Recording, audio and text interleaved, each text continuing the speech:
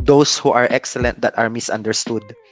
Kasi hindi sila nagigets na parang, pabida, ganito, kaya niya nang gawin lahat, sige, ibigay mo yan sa kanya, whether you eat or drink, do it all for the glory of God. And I think, if you are excellent in your work, it glorifies God. Kaya gusto ko rin sanang i-encourage yung mga excellent sa trabaho nila, those who are excellent that are misunderstood. Kasi may mga excellent na nami-misunderstood sila, na hindi sila nagigets na parang, pabida, ganito, kaya niya nang gawin lahat, sige, ibigay mo yan sa kanya. Yun ang isang danger ng mga may puso ng excellence na gusto nila iayos. They are misunderstood. But siguro gusto ko rin silang ma-encourage na those people who are pursuing excellence, but they are doing it faithfully, nakikita yun ng Panginoon.